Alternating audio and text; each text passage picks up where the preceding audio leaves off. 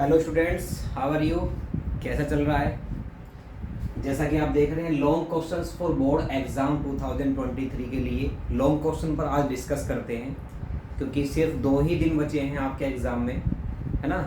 तो ये जो सेक्शन है आपका 5 और 20 मार्क्स ही कंटेन किए हुए हैं। और लॉन्ग क्वेश्चन बड़ा मायने रखता है कि अगर लॉन्ग क्वेश्चन आपके हो जाते हैं एग्ज़ाम में तो कुछ पॉजिटिविटी मिल जाती है, बाकी कॉन्फिडेंस बढ़ता है बच्चे का। तो इसलिए आज लॉन्ग क्वेश्चन देख लेते हैं। और इन लॉन्ग क्वेश्चंस में मैं अपना जो लास्ट 10-15 ईयर्स का जो एक्सपीरियंस है, जो मोस्टली आते हैं आपके, मैं उन्हीं पर डिस्कस करने वाला हूँ। ठीक है, तो यहाँ पर यानी कि आपके वही क्वेश्चन करने वाला हूँ जो आपका लॉन्ग क्वेश्चन में आने वाले हैं। क्लियर? तो बड़ी कठिनाई चल रही होगी इस समय, तो बड़ी प्रॉब्लम हो रही होगी भाई, रातों की नींद, दिन का चैन खोआ होगा, क्योंकि 2 ही दिन रह गए हैं मैथ्स के एग्ज़ाम में। और बच्चों को बड़ी बेचैनी होगी, पता नहीं एग्ज़ाम कैसा आएगा, बड़ी प्रॉब्लम हो रही होगी, है ना। और फिर एक मिसगाइड भी हो रहे होंगे कि किस तरह से तैयारी करें, क्या करना है, कौन सा चैप्टर करें, कौन सा ना करें, है ना। तो चलो कोई दिक्कत नहीं है, फ़िलहाल आप क्या करें, वीडियोस देखें। और फिलहाल जो क्वेश्चन मैं करा रहा हूँ आपको, मोस्टली उनकी तो क्वेश्चन की आपकी प्रैक्टिस हो जानी चाहिए। ठीक है, तो सबसे पहले मैं आ जाता हूँ मैट्रिक्स पर। देखिए, सबसे पहले आप मैट्रिक्स की बात कर लेते हैं। मैट्रिक्स में जो इक्वेशन सोल्व है, इक्वेशन सॉल्यूशन, ये इक्वेशन सॉल्यूशन आपका 100% क्वेश्चन आने वाला है। ठीक है, बोर्ड एग्जाम में क्लास 12 का बच्चा अगर मैट्रिक्स मेथड से इक्वेशन सोल्व करना नहीं जानता है तो ये मानो कि वो अपना लॉस स्वयं कर रहा है। ठीक है, क्योंकि ये क्वेश्चन ऐसा है, कुछ भी हो जाए, धूप, बारिश, बरसात, तूफान, कुछ भी आ जाए, सीबीएसई में ये क्वेश्चन आना ही आना है 5 मार्क्स में, लॉन्ग क्वेश्चन। ठीक है, तो चलिए, वैसे तो आपने पहले भी तैयारी की होगी, लेकिन फिलहाल करंट के लिए कुछ बच्चे भूल जाते हैं, एक बार रिवाइज कर लेते, तो यहीं से मैं स्टार्ट कर देता हूँ आपको। ठीक है, तो चलिए देख लेते हैं भाई, इसको भी रफ कर देते हैं क्योंकि स्पेस थोड़ा कम पड़ जाएगा। मैट्रिक्स के लिए तो बुक दूसरी चाहिए फर्स्ट।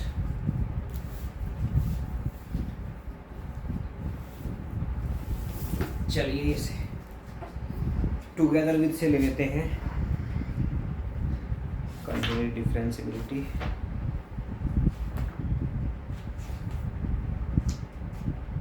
जी, ये आ गया आपका मैट्रिक्स। मैट्रिक्स में आप इक्वेशन सोल्व देखें तो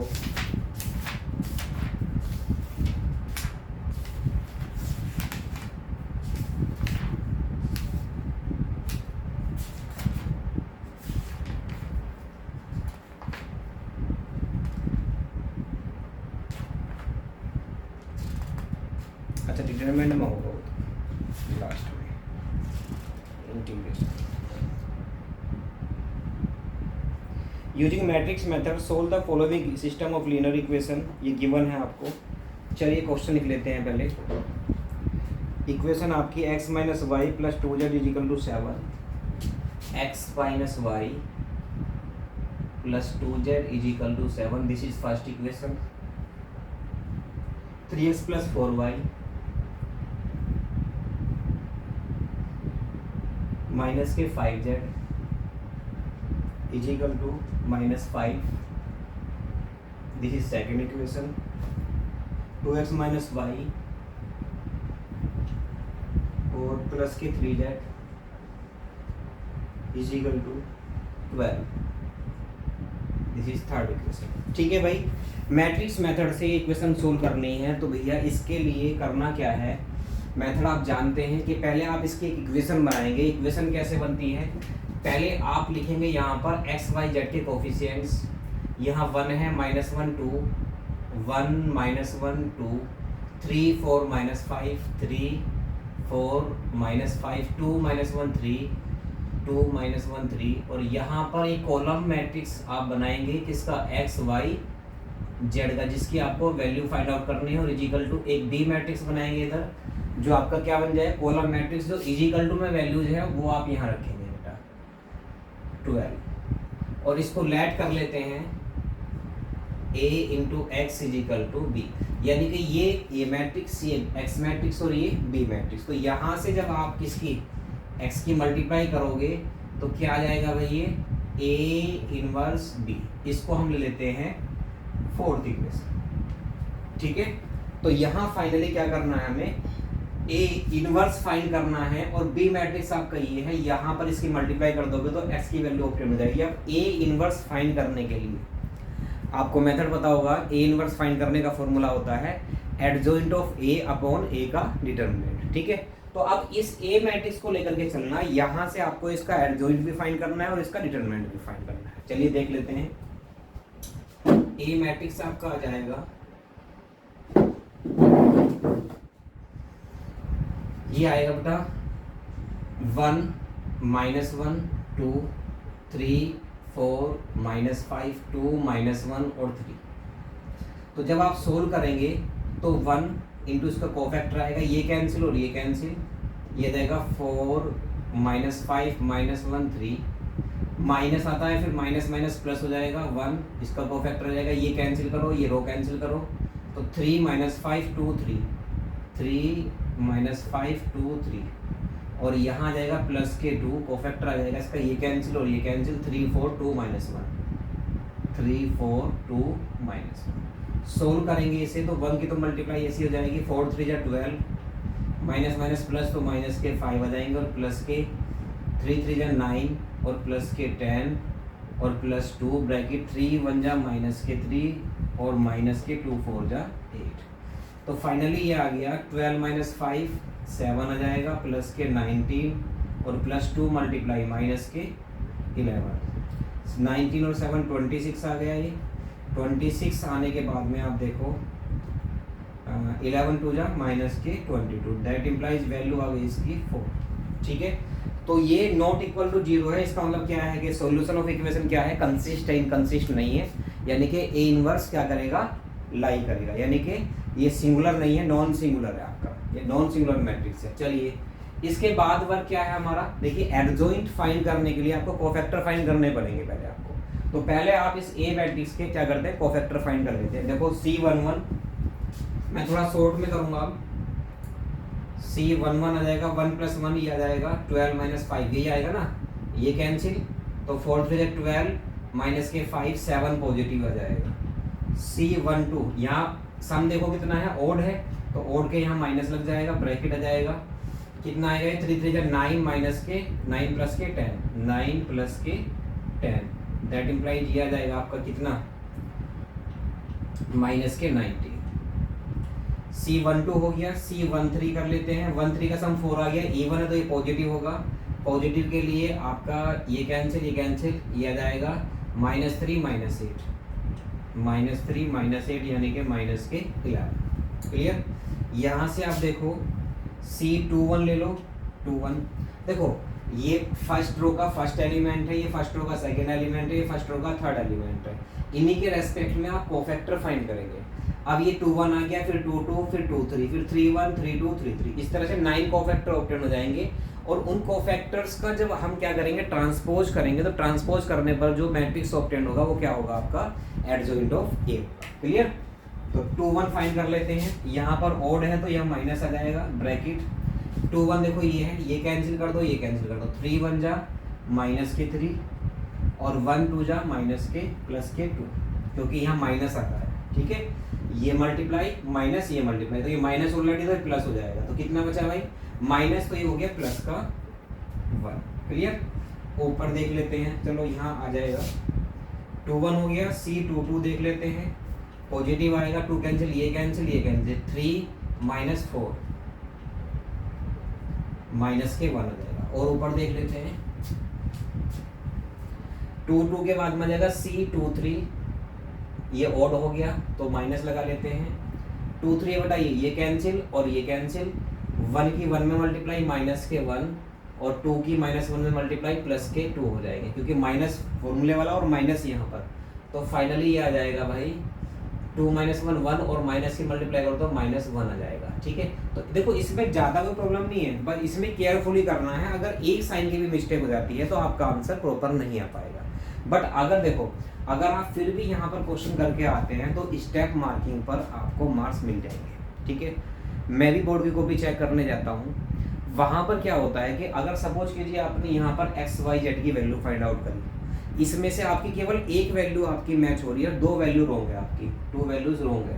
तो फिर भी कहीं टीचर यहाँ टिक कर करके यहाँ कहीं एक सर्कल बनाएंगे और वहाँ पर सपोज कीजिए 5 मार्क्स का क्वेश्चन है तो आपको 3 मार्क्स आपको ईजिली मिल जाएंगे वहाँ पर, 3 या 4 मार्क्स, वो टीचर पर डिपेंड करता है। ठीक है, तो ऐसा ना सोचें कि हमें नहीं आता या हमारे आंसर गलत आएगा तो इसे काट दोगे आप। करने के बाद में आप ऐसे रखो, और अगर आपको आंसर चेक भी करना है तो अपनी एक्स वाई जेड की वैल्यू जो आएंगी वो यहाँ पुट करके देखो किसी भी एक इक्वेशन में, इक्वेशन सेटिस्फाई हो जानी चाहिए, तो आप चेक भी कर सकते हैं अपना आंसर। ठीक है, 2 3 आ गया, C31 निकाल लेते हैं। 3 1 हो गया बेटा, कहाँ है ये रहा, ये कैंसिल, ये है ना 3 1 और ये कैंसिल। 5 -8, 5 -8 है ना, 5 1 जा माइनस माइनस प्लस, 5 1 जा 5 और 4 2 जा माइनस का 8, फाइनली आ गया माइनस के 3।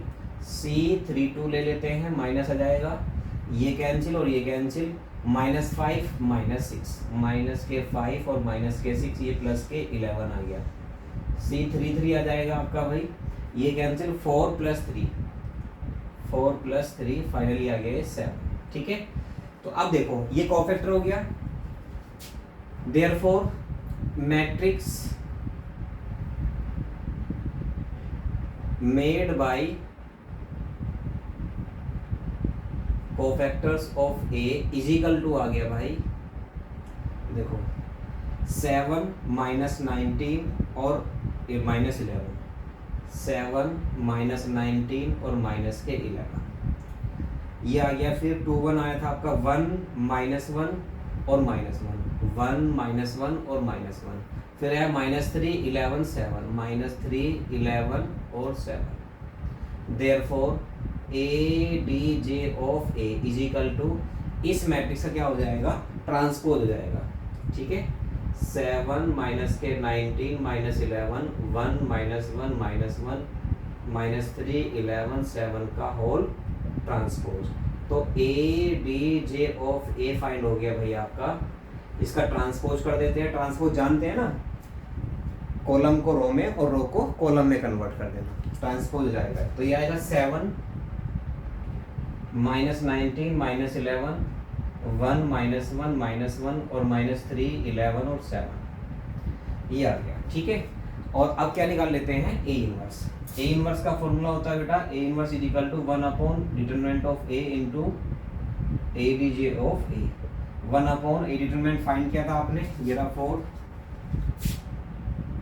और इंटू में आ जाएगा एडजॉइंट ऑफ A 7 1 -3 -19 -1 11 -11 -1 और 7। क्लियर। तो अब क्या करते हैं, ये इक्वेशन इनवर्स की यहाँ फोर्थ इक्वेशन में पुट कर देते हैं। Therefore x is equal to आ जाएगा, x इज इक्वल टू आ जाएगा आपका A इनवर्स, A इनवर्स आपका ये आ गया 1/4 7 1 -3 माइनस के 19 -1 11 -11 -1 और 7 और इंटू B क्या है 7 माइनस के 15 और 12। अब मल्टीप्लाई कर लेते हैं, 1/4 तो एज इट इज रहने वाला है। ठीक है, तो देखिए जरा, 7 7 जा 49, 1 की 15 में माइनस के 15, -3 की 12 में माइनस के 36, 19 की 7 में माइनस के 133।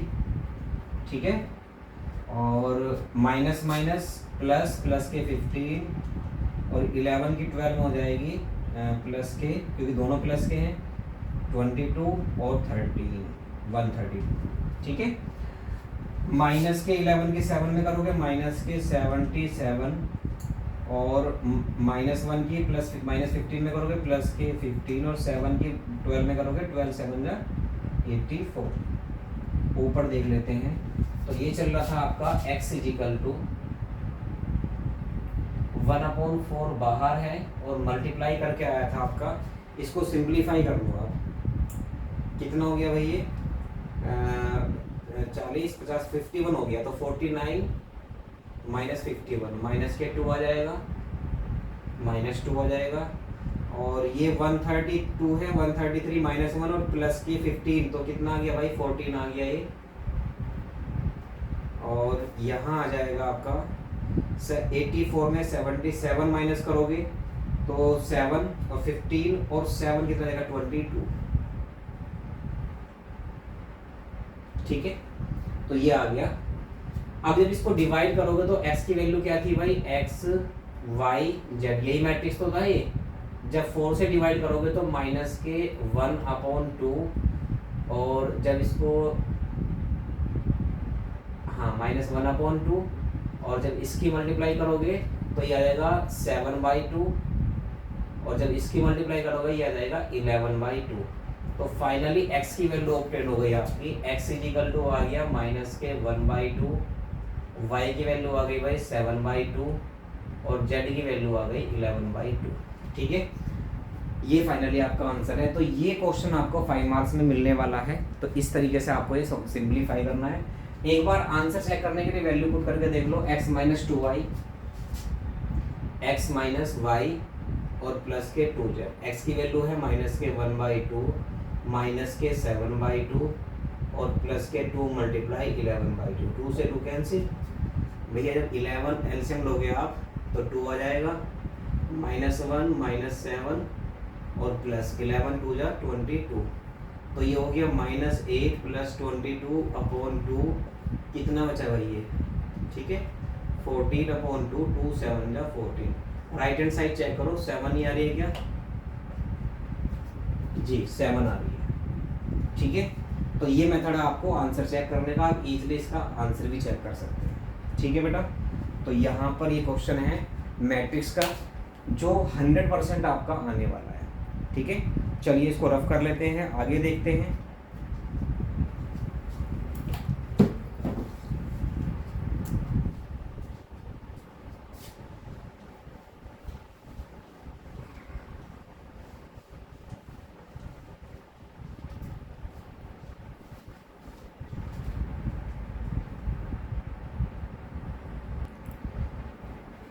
हाँ बेटा, नेक्स्ट क्वेश्चन ले लेते हैं लीनियर प्रोग्रामिंग से। ठीक है, नेक्स्ट क्वेश्चन जो आपका आना है लीनियर प्रोग्रामिंग से आना है। ये तो 100% आना, देखो इसका तो बड़ा बेनिफिट आपको मिलने वाला है। एक छोटा सा टॉपिक है लीनियर प्रोग्रामिंग का, और डेफिनेट एक क्वेश्चन आना ही आना है, और यहाँ से एक आपको MCQ भी मिल जाएगा, 2 नंबर का क्वेश्चन भी मिल सकता है। ठीक है, तो देखो मैं इस टाइम पर, मतलब जब आपके 2 दिन रह गए हैं एग्जाम के, सिर्फ वही क्वेश्चन आपको मैं करा रहा हूँ जो एग्जाम में आपको एज इट इज रखे मिलेंगे।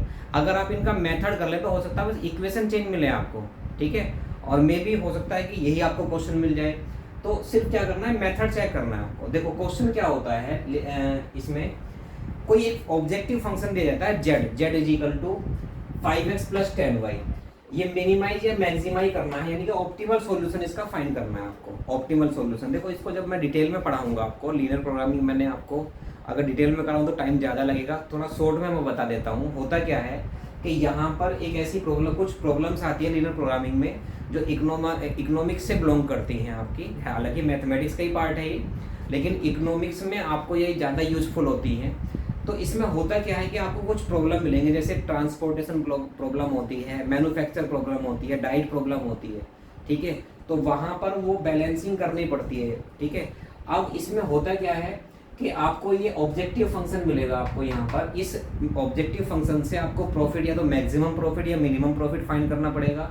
जो इन इक्वलिटीज आपको दी जाती है ना, बोलते हैं सब्जेक्ट टू द कॉन्स्टेंट्स। ठीक है, करना क्या होता है इसमें, सिंपल सी बात है कि आप इन इनइक्वलिटीज को लेकर के ग्राफ ड्रॉ करेंगे, जैसा आपने 11वीं क्लास में भी किया था। ये ग्राफ ड्रॉ करने पर एक शेडेड रीजन आएगा, अगर वो बाउंडेड है, उस बाउंडेड रीजन को बोलते हैं फेजिबल रीजन। ठीक है, ठीक है, ऑप्टिमल सॉल्यूशन फाइंड करने के लिए एक फेजिबल रीजन आएगा जो बाउंडेड होगा, जो शेडेड होगा। उसी में जब आप देखोगे तो वहाँ कॉर्नर पॉइंट्स मिलेंगे आपको, जहाँ पर लाइनें इंटरसेक्ट करती हैं उन पॉइंट्स को हम क्या बोलते हैं, कॉर्नर पॉइंट बोलते हैं। उन कॉर्नर पॉइंट्स पर आपको इस ऑब्जेक्टिव फंक्शन z की वैल्यू फाइंड करनी पड़ेगी, x y की वैल्यू पुट करके। तो ये डिफरेंट वैल्यूज आएंगी। अगर आपसे बोला गया मैक्सिमाइज कीजिए, तो उसमें आप अलग अलग पॉइंट पर जो कॉर्नर पॉइंट आपके मिले हैं आपको, उन पॉइंट्स पर आप चेक कर लीजिए कि मैक्सिमम वैल्यू कौन सी है, तो वही मैक्सिमाइजेशन होगा। और अगर मिनिमाइज करना है आपको, तो उन्हीं पॉइंट्स पर देखो कहाँ पर मिनिमम वैल्यू ऑब्टेन हो रही है, वहाँ पर क्या होगा, मिनिमाइजेशन हो जाएगा आपका। ठीक है, तो ये इसकी एक स्ट्रक्चर है क्वेश्चन के सोल्व करने की, और बहुत ही आसान है। देखो जरा, अब मैं करा देता हूँ आपके सामने। देखो सबसे पहले मैं थोड़ा शॉर्ट में कराऊंगा। कंसीडर जो इनइक्वालिटी है उसको x plus 2y is equal to 120 equal ले लेते हैं, ठीक है। और इक्वल लेने के बाद में आप क्या करेंगे, इसे 120 से डिवाइड कर देंगे, तो ये पूरी इक्वेशन को 120 से डिवाइड करोगे तो x अपॉन 120 और प्लस के y अपॉन 60 और इज इक्वल टू 1 ऑब्टेन हो जाता है। तो यहाँ से आपके पॉइंट आते हैं इंटरसेक्टिंग पॉइंट जो x एक्सिस और y एक्सिस को इंटरसेक्ट करेंगे 120,0 और 0,60। ये पॉइंट x एक्सिस को इंटरसेक्ट करता है क्योंकि ये x इंटरसेप्ट है और ये y इंटरसेप्ट है, तो 0,60 हो जाएगा। सिमिलरली आप और भी इक्वेशन ले लें आप। Next x plus y is equal to 60, यहाँ भी कर दो डिवाइड बाई 60, तो ये आ जाएगा x अपॉन 60 प्लस के y upon 60 is equal to 1। तो पॉइंट आ गए इसके यहाँ पर आपके पॉइंट्स आ गए 60,0 और 0,60। क्लियर। और देख लेते हैं x minus 2y is equal to 0, ठीक है। जब आप यहाँ पर x को y को कितना रखोगे 60, तो x 20 आ जाएगा, तो 120,60 ये आ जाएगा। देखो y जब 60 रखोगे तो 62 जब 120, x की वैल्यू 120 आ जाएगी। इस तरीके से ये आ जाएगा, क्योंकि ये इक्वेशन जो है आपकी y इक्वल टू mx की फॉर्म में, तो कहाँ से पास होगी आपकी ओरिजिन से पास होगी, ये x एक्सिस को इंटरसेक्ट नहीं करेगी। अब करना क्या है, यहाँ मैं थोड़ा स्पेस छोड़ देता हूँ इन इक्वेशन को सोल्व करने के लिए, क्योंकि इनके इंटरसेक्टिंग पॉइंट भी फाइंड करने पड़ेंगे आपको, ठीक है। पहले मैं ग्राफ बना लेता हूँ इसका। तो ग्राफ पहले क्या करते हैं, ग्राफ ड्रॉ कर लेते हैं। देखो यहाँ पर पॉइंट आया 60 120 और 60 120, कितना डिफरेंस है 20 20 का ले लें, 20 40 60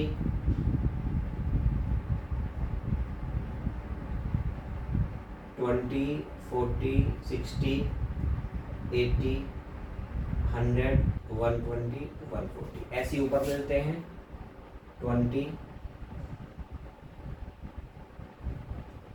यहाँ जाएगा 20 40 60 80 100 और 140, ठीक है। तो पहला पॉइंट है आपका 20 120,0 120,0 ये आ गया, और फिर है 0,60 0,60 ये आ गया। तो यहाँ से आपकी लाइन पास हो जाएगी ये, क्लियर। एक ये लाइन होगी। अब ये चेक करो ये इक्वेशन कैसी थी 120 वाली, less than equal to 0। Less than का मतलब है टूवर्ड्स ओरिजिन, यानी कि ट्रू आएगा, क्योंकि आप यहाँ 0 0 रखोगे तो 0 लेस देन है 120 से। अगर ट्रू आता है तो टूवर्ड्स ओरिजिन होता है ग्राफ, और अगर फॉल्स आता है तो अपवर्ड होता है। तो टूवर्ड्स ओरिजिन का मतलब है कि ये बेटा यहाँ आ जाएगी ऐसे, इसका ग्राफ नीचे को होगा, ठीक है। नेक्स्ट प्लॉटिंग करते हैं 60 60 है, तो एक 60 ये रहा आपका और एक 60 ये रहा, तो आप इसको लाइन को ड्रॉ कर दीजिए। तो ये लाइन आपकी ऐसी चली जाएगी, ठीक है। ये भी कैसा है, ग्रेटर देन है, तो इसका जो ग्राफ होगा वो अपवर्ड हो जाएगा, ऊपर को ग्रेटर देन है। तो आप देख रहे होंगे कि इसमें ये वाला कॉमन आ रहा है। अभी फिलहाल ये भी देख लेते हैं 120 0 0 से पास हो जाएगी, ये आएगा आपका 120,60 120 x की वैल्यू और 60 y की वैल्यू। तो यहाँ से ये पास होगी, तो ये लाइन कुछ इस तरीके से जाएगी आपकी, ठीक है।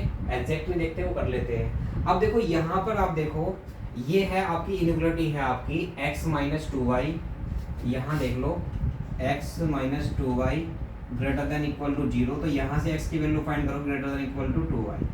तो इसका अब देखो इसको कैसे पता करें हम, इसमें प्रॉब्लम होती है बच्चों को बहुत ज़्यादा।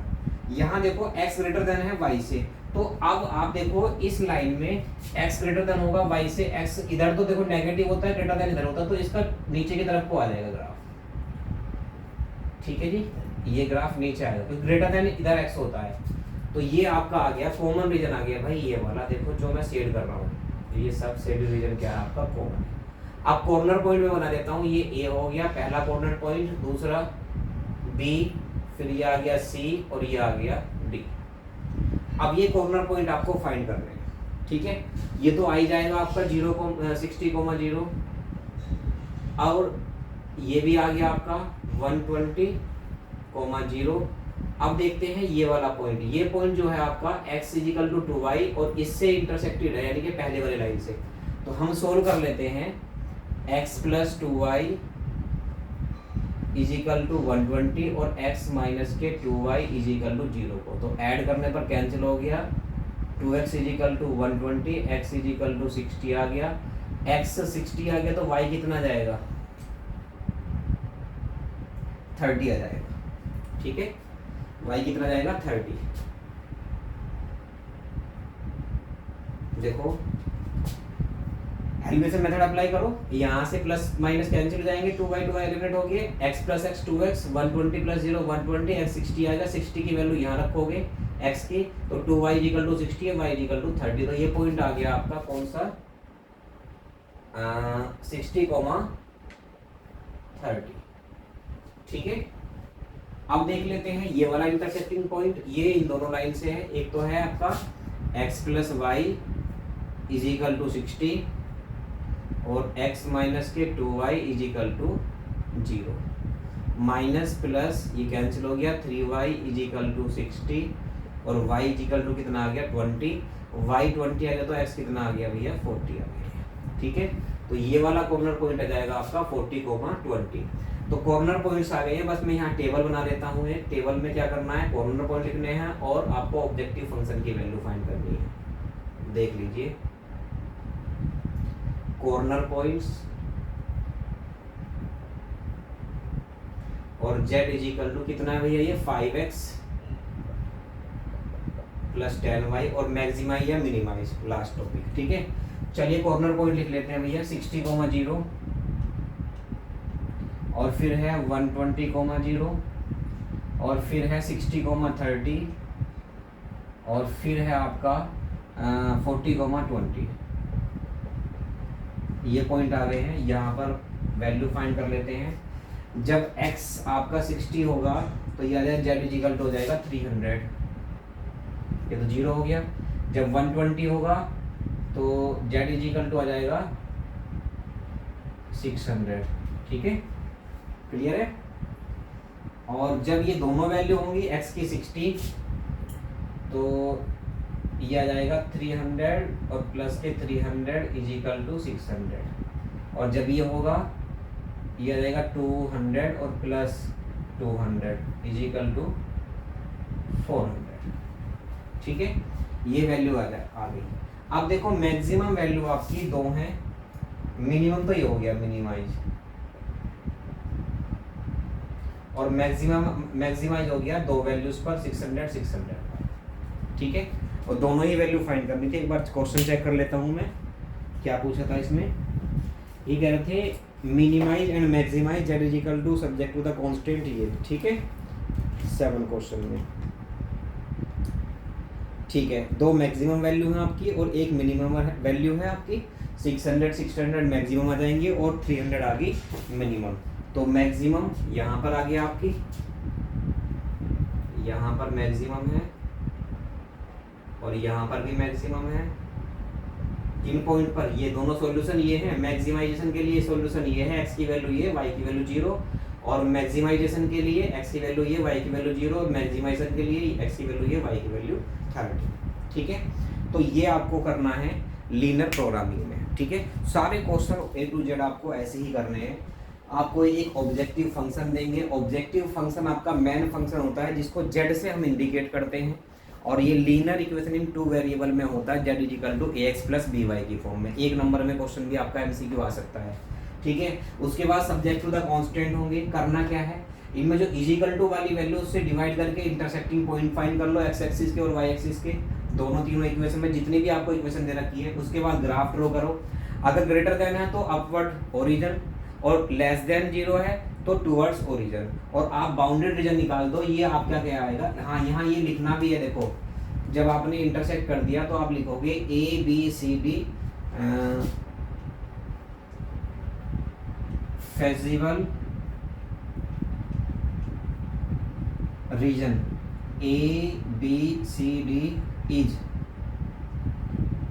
बाउंडेड, ये बाउंडेड है, ठीक है। बाउंडेड का मतलब कवर हुआ है। अगर अनबाउंडेड होता है तो वो दूसरा केस है, थोड़ा सा अलग करना पड़ेगा आपको, ठीक है। तो बाउंडेड है इसलिए उसके बाद में ये फेसिबल रीजन हो गया, और इस फेसिबल रीजन के कॉर्नर पॉइंट से आपने क्या किया, आपने मैक्सिमाइजेशन और मिनिमाइजेशन फाइंड कर लिया है, ठीक है। तो ये लॉन्ग क्वेश्चन का लॉन्ग क्वेश्चन में दूसरा टॉपिक है जो आ सकता है। इसके बाद अगर मैं बात करूं तो आपका एक है आपका डिफरेंशियल इक्वेशन एंड एक है एप्लीकेशन ऑफ इंटीग्रेशन, यानी कि एरिया बाउंडेड टू रीजन, ठीक है। तो मैं यहाँ पर एरिया बाउंडेड टू रीजन की बात कर लेता हूँ, एक क्वेश्चन वहाँ से करा देता हूँ, ठीक है, ताकि आपको ज़्यादा दिक्कत ना हो। और फिर एक क्वेश्चन आपका आना है प्रोबेबिलिटी से, ठीक है। और प्रोबेबिलिटी में आपकी बेस थ्योरम मैंने बताई थी, लेकिन इतना टाइम नहीं है कि बेस थ्योरम के मैं सारे क्वेश्चन करा पाऊँ, उसमें से कुछ मैं मोस्ट क्वेश्चन अभी देख लेता हूँ, ठीक है।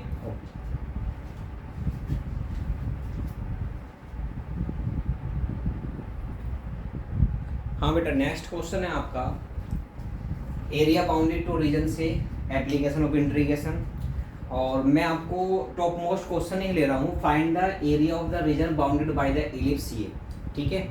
इलिप्स से बाउंडेड रीजन निकालना है। बाकी जो अगर आपकी स्ट्रेट लाइन होंगी या सर्कल है या कर्व है, पैराबोला है, वो तो इजीली फाइंड हो जाता है, इसमें थोड़ा प्रॉब्लम होती है बच्चों को। तो देख लेते हैं। तो इसमें सबसे पहली वर्किंग क्या होती है कि आपको पहले फिगर बनाना है, ठीक है। फिगर कंस्ट्रक्ट कर लेते हैं हम।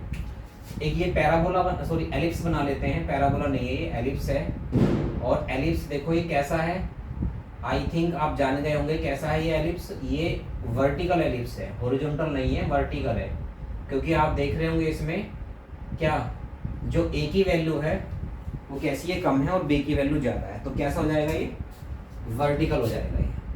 तो ये भैया आपका एलिप्स है, कुछ इस तरीके से जाएगा ये आपका एलिप्स हो गया, ठीक है।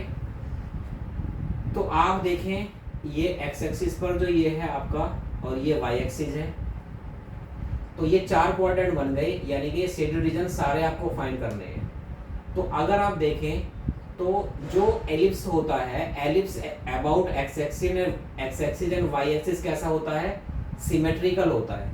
इसका मतलब जितना एरिया ये है उतना ही एरिया ये है, उतना ही एरिया और उतना ही ये, यानी कि सारे एरिया इक्वल होंगे। तो इसका मतलब ये है कि अगर मैं फर्स्ट क्वाड्रेंट का जो रीजन है इसका एरिया निकालूं और इसकी 4 से मल्टीप्लाई कर दूं, ठीक है, इसकी 4 से मल्टीप्लाई कर दूं, तो क्या आ जाएगा आपका कंप्लीट एलिप्स का एरिया आ जाएगा। समझ गए।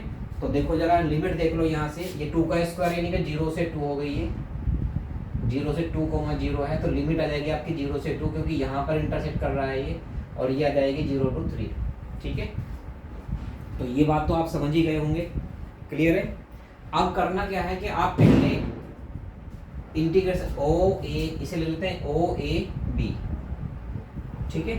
तो अब पहले करना क्या है कि पहले y में आप x की वैल्यू निकालो, इसको सोल्व करके पहले यहाँ से y की वैल्यू फाइंड कर लेते हैं, क्योंकि इंटीग्रेशन जो आपको x की फॉर्म में करना पड़ेगा।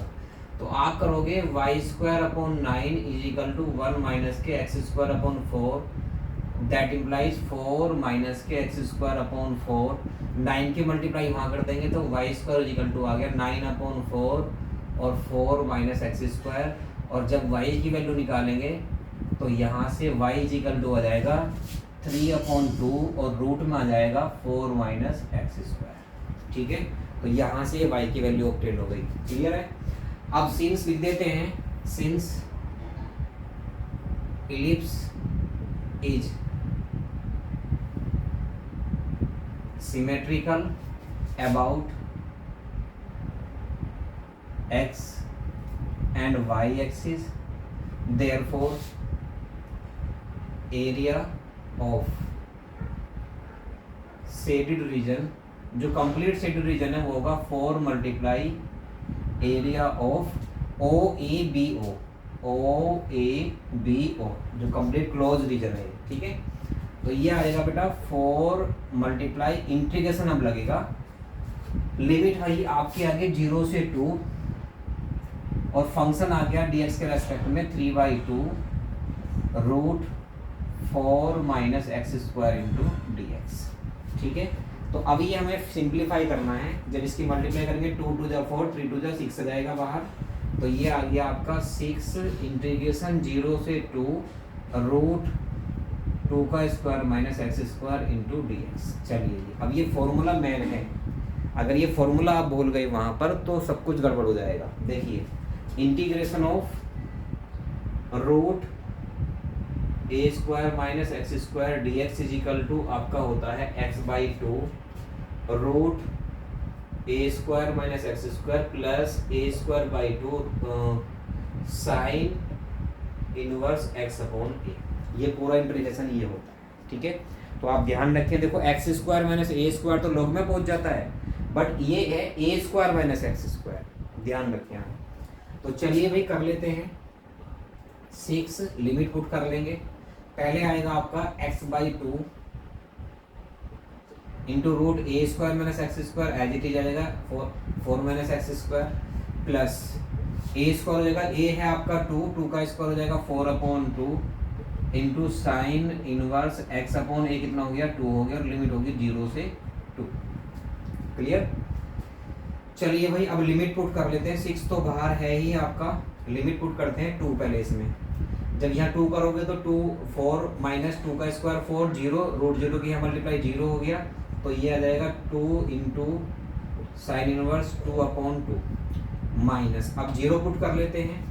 जब यहाँ 0 पुट करोगे तो 0 अपॉन 2 0 समथिंग सब कुछ 0 हो जाएगा और प्लस ब्रैकेट में जब यहाँ 0 रखोगे तो 2 साइन इनवर्स 0 आ जाएगा, ठीक है भाई। तो साइन इनवर्स 0 साइन 0 तो 0 ही होता है, तो ये सब कुछ 0 हो गया। तो यहाँ बचा 2 से 2 कैंसिल, ये आ गया 6 मल्टीप्लाई 2 इंटू साइन इनवर्स 1 आ गया और 1 होती है साइन पाई बाई 2 की वैल्यू। क्लियर है। ITF इनवर्स ट्रिग्नोमेट्रिक फंक्शन आपने पढ़ा होगा, साइन इनवर्स में है तो साइन में ही 1 वैल्यू होती है साइन पाई बाई 2 की। साइन से साइन कैंसिल, क्योंकि रेंज में आ रहा है, प्रिंसिपल वैल्यू ब्रांच में आ रहा है, तो ये आ जाएगा 6 मल्टीप्लाई 2 इंटू कितना आ गया पाई बाई 2 से 2 कैंसिल, फाइनली आंसर आ गया इसका 6 पाई स्क्वायर यूनिट। ठीक है, कितना आ गया 6 पाई स्क्वायर यूनिट। तो ये एरिया ऑफ बाउंडेड रीजन आ गया, जो आपका बाउंड रीजन हुआ था कंप्लीट एलिप्स का। ठीक है, ये पूरा एरिया आपका ऑब्टेन हो गया है। आई थिंक क्लियर हो गया होगा सबको। ठीक है, और देख लेते हैं, एक क्वेश्चन और देख लेते हैं यहाँ पर। इसको रफ कर दो, पहले मैं नोट डाउन कर लेना आप इसको।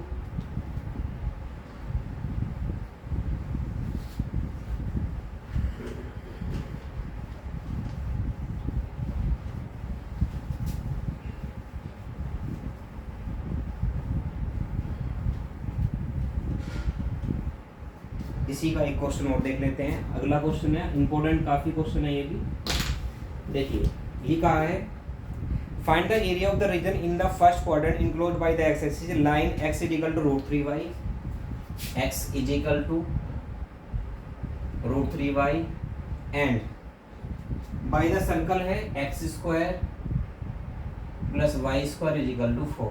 ठीक है, ये लाइन और सर्कल से जो इनक्लोज्ड एरिया है फर्स्ट क्वाड्रेंट में आपको फाइंड करना है। तो first of all we have to draw the diagram of this question, that is पहले एक सर्कल बनाइए जिसकी रेडियस आपकी 2 हो जाएगी, यहाँ 2 का स्क्वायर आएगा, तो 2 रेडियस का एक सर्कल बना लीजिए, ये सर्कल बन जाएगा आपका। ठीक है, थोड़ा ऐसी उटपटांग बना है। x is equal to √3y जो जाएगा वो पास होगा इस तरीके से, क्योंकि y is equal to mx plus c की फॉर्म में है, तो ये आ गया x is equal to √3y।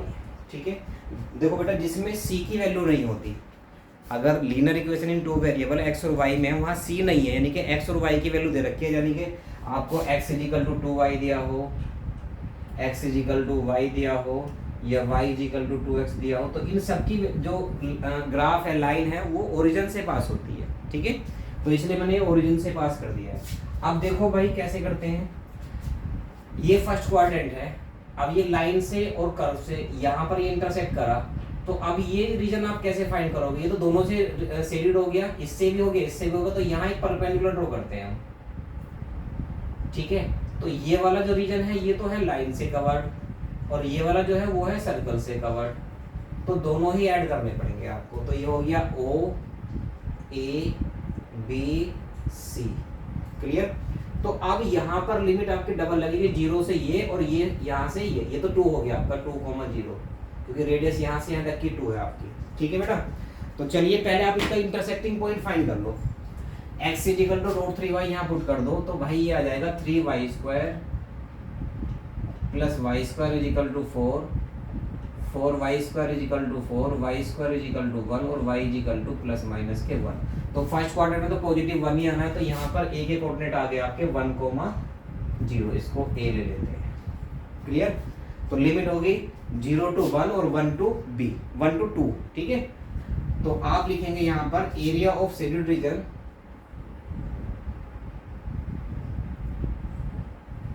Shaded region is equal to area of OACO plus area of ABCA।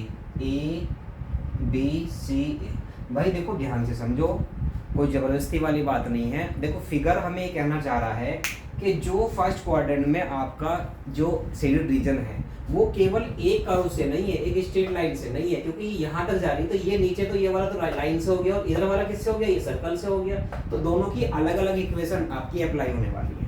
तो आप करोगे एरिया ऑफ OAC हो जाएगा इंटीग्रेशन लिमिट 0 to 1, क्योंकि लाइन की इक्वेशन है और लाइन में y इक्वल टू कितना आएगा x/√3, तो इसे कर लीजिए x/√3 और इंटू dx प्लस अगला आएगा 1 to 2 और ये किससे शेडेड है आपका सर्कल से, तो सर्कल की इक्वेशन आएगी y इक्वल टू √4 - x² और dx। ठीक है भाई, अब इनको दोनों को अलग अलग सिंप्लीफाई करना है और आंसर फाइंड करना है। देख लेते हैं 1/√3 यहाँ अलग आ जाएगा 1/√3 और ब्रैकेट में आ जाएगा x का इंटीग्रेशन हो जाएगा बेटा x²/2, लिमिट आ जाएगी 0 to 1 और प्लस। अब अगला करते हैं, ये फिर वही फॉर्मूला बन गया है a² - x², तो ये आएगा x/2 √a² - x² 4 - x² plus a²/2 sine inverse x/a कितना है 2 और लिमिट होगी 1 से 2। ठीक है बेटा, चलिए लिमिट पुट कर लेते हैं 1/√3 और इंटू यहाँ 1 आएगा तो 1 का स्क्वायर 1/2 और 0 तो 0 हो गया। ठीक है, 0 तो हो गया, उसको तो नेगलेक्ट कर दीजिए। फिर आगे देख लेते हैं, सिंप्लीफाई करते हैं। 2 होगा तो यहाँ 0 हो गया सब कुछ, यह हो गया 2 इंटू साइन इनवर्स 2/2 और माइनस 1 रखेंगे तो ये आ जाएगा 1/2 √4 - 1 का स्क्वायर 1 हो गया ब्रैकेट और प्लस के 2 साइन इनवर्स 1/2। क्लियर, ये आ गया, लिमिट पुट होगी दोनों की। तो यहाँ तो बेटा आ गया फाइनली 1/2√3 प्लस 2 से 2 कैंसिल हो गया, 1 आ गया, ये π/2 तो 2 × π/2 आ गया यहाँ पर और माइनस के ये आ गया 1/2 इंटू √3 और माइनस प्लस ये भी माइनस हो गया 2 × ये आ गया साइन इनवर्स साइन π/6, जो 1/2 वैल्यू होती है साइन π/6 यानी कि साइन 30 की होती है। ये कैंसिल हो जाएगा, सोल्व कर लेते हैं 1/2√3 और प्लस ये हो गया 2 से 2 कैंसिल पाई माइनस के √3/2 और माइनस के 2 × π/6, ये जाएगा 2 3 6। क्लियर, ऊपर देख लेते हैं वहां पर, तो इन दोनों को तो एक साथ ले लेते हैं हम 1/2√3 और प्लस के √3/2 और प्लस के पाई माइनस के π/3। तो जब यहाँ एलसीएम लोगे तो 2√3 आ जाएगा, ये कैंसिल 1 प्लस 2 से 2 कैंसिल, यहाँ 3 आ गया प्लस 3 पाई में से पाई गया 2π/3। तो ये आ गया बेटा 4/2√3 और प्लस के 2π/3, 2 2 4 तो 2/√3 और प्लस के 2π/3। तो ये आपका फाइनल आंसर है, या फिर इसमें आपको एलसीएम लिया होगा। ठीक है,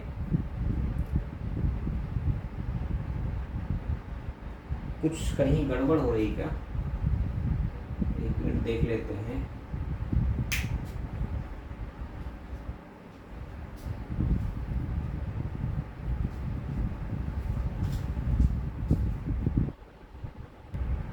हाँ बेटा मिस्टेक है इसमें, देखो कहाँ पर मिस्टेक है, यहाँ पर ये आंसर मैच नहीं हो रहा है आपका, यहाँ मिस्टेक है। देखो हमने यहाँ y की वैल्यू फाइंड आउट करी है जबकि लिमिट चाहिए हमारे x वाली यहाँ पर, तो ये गलती होगी। हम y की वैल्यू 1 यहाँ पुट करेंगे तो x की वैल्यू ऑब्टेन हो जाएगी √3। तो यहाँ लिमिट चेंज करनी पड़ेगी आपको √3, 0। तो अब ये पूरा क्वेश्चन चेंज हो गया भाई, तो दिक्कत हो गई। √3 हो जाएगा, तो √3 से 2 हो जाएगा ये, ठीक है ना। तो 1 से √3 और यहाँ हो जाएगा √3 से 2 और फिर आ जाएगा यहाँ पर। तो यहाँ देखते हैं अब हम, ये तो मैच हो जाएगा। देखो √3 का स्क्वायर 3/2, क्लियर है, प्लस ये 2 तो सेम आ गया यहाँ पर, ये तो सही है। बस यहाँ पर √3 पुट करना है, तो यहाँ अंतर आ जाएगा √3/2 यहाँ आ जाएगा, और √3 का स्क्वायर 3, 4 - 3 √1 हो गया ये, और प्लस 2 साइन इनवर्स √3/2 हो जाएगा ये। बस बाकी सब कुछ सही है, ठीक है। तो ये चलो ज़्यादा मेहनत नहीं करनी पड़ी इसमें, ये हो जाती है। आप भी थोड़ा ध्यान रखें, क्योंकि हमें लिमिट चाहिए थी एक्स एक्सिस पर, हमें एक्स की वैल्यू चाहिए ना कि वाई की। हमने वाई की वैल्यू 1 पुट कर ली वहाँ जल्दबाजी में। तो भाई ये हो गया, √3 से √3 कैंसिल हो जाएगा, ये आ जाएगा √3/2 और प्लस ब्रैकेट ये आ गया वही 2 मल्टीप्लाई, यहाँ 1 आएगा तो साइन π/2, साइन इनवर्स से साइन कैंसिल, तो फाइनली आ गया π/2 और माइनस के √3/2 हो जाएगा ये, माइनस प्लस माइनस के 2 साइन इनवर्स। अब ये √3/2 साइन 60 की वैल्यू होती है, तो यहाँ आएगा साइन π/3, ठीक है बेटा। तो ये हो गया भाई, ये प्लस माइनस के हैं कैंसिल हो गए, यहाँ 2 से 2 कैंसिल हो गए, ये आ गया π-2 मल्टीप्लाई साइन इनवर्स से साइन इनवर्स कैंसिल π/3, 3π के मल्टीप्लाई करोगे तो 3π - 2π/3, तो यानी फाइनली आ गया π/3। ये आपका आंसर मैच होगा डेफिनेट, ठीक है, π/3 स्क्वायर यूनिट, ठीक है। तो चलो यहाँ तक काफ़ी है, वीडियो ज़्यादा लंबी हो जाएगी। कुछ क्वेश्चन नेक्स्ट वीडियो में देख लेते हैं कल के लिए, ठीक है। तो आप यहाँ तक फिलहाल इन क्वेश्चंस की तैयारी कर ले, इनसे मिलते जुलते क्वेश्चन आप कर सकते हैं इजीली। ओके, चलिए, ओके, थैंक यू बेटा।